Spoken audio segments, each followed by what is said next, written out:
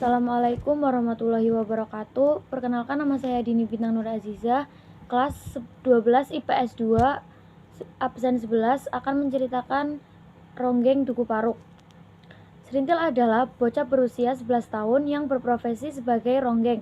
Dia dianggap sebagai keturunan Ki Saca Menggala yang diyakini dapat mengembalikan citra pedukuhan. Masyarakat setempat meyakini kehadiran Serintil menjadi pelengkap.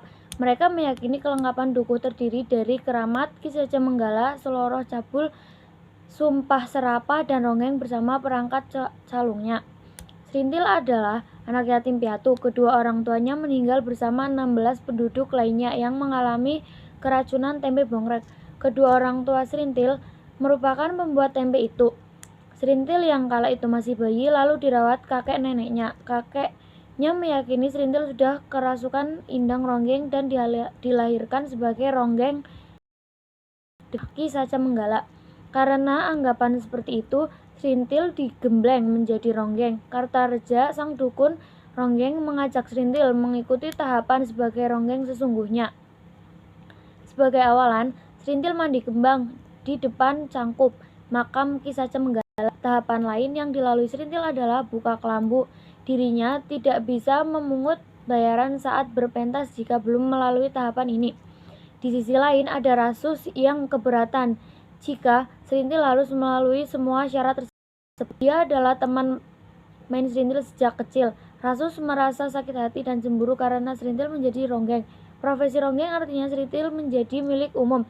Kegadisan Serintil disayembarakan. Rasus makin marah saat dirinya yang berusia 14 tahun itu tidak bisa berbuat banyak pada gadis yang dicintainya.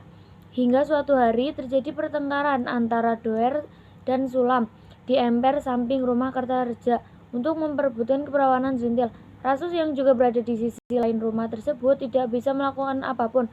Kartareja menyaratkan seringgit uang emas untuk nilai keperawanan Serintil. Tapi Serintil mendadak muncul dari belakang rumah Kartareja dan mendatangi Rasus. Dia meminta Rasus untuk menggaulinya. Serintil lebih suka kehilangan keperawanannya karena Rasus ketimbang dengan dua orang yang sedang memperebutkannya. Rasus mengiyakan permintaan Serintil. Setelah itu giliran Doer dan Sulam, sementara Kartareja menikmati hasil menjadi mucikari berupa seringgit uang emas dari Sulam, lalu seekor kerbau dan 2 keping perak dari mahar. Meski bisa mendapatkan keperawanan Serintil, Rasus justru semakin membencinya karena pekerjaan ronggeng itu. Rasus pergi meninggalkan Duku Paruk dan meninggalkan sosok Serintil sebagai bayang-bayang ibunya yang telah pergi entah kemana. Serintil sempat menawarkan dirinya pada Rasus untuk dinikahi, namun Rasus sudah yakin dengan keputusan untuk menolaknya. Kemudian saya akan menjawab pertanyaan tentang novel Ronggeng Duku Paruk. Yang pertama, bagaimana tanggapan Anda mengenai novel Ronggeng Duku Paruk?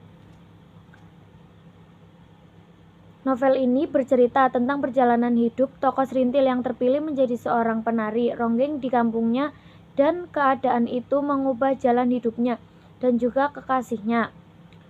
Yang kedua, sebutkan amanat terbaik dan dari sisi Serintil, Rasus,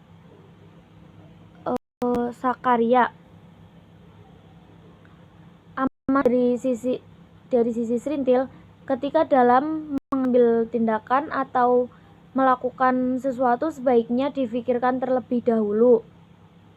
Rasus, jangan terlalu percaya kepada orang. Jika mencintai seseorang, jangan dilihat dari luarnya saja, tetapi dari hatinya, karena Sakarya sangat menyayangi Serintil.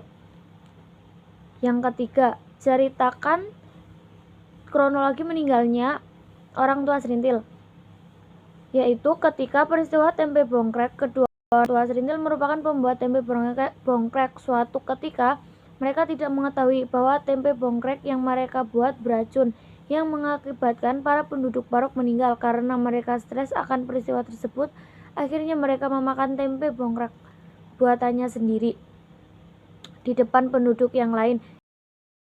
Dunia pada saat itu Serintil masih bayi. Kemudian Serintil dirawat oleh kakek dan neneknya. Sekian dan terima kasih. Wassalamualaikum warahmatullahi wabarakatuh.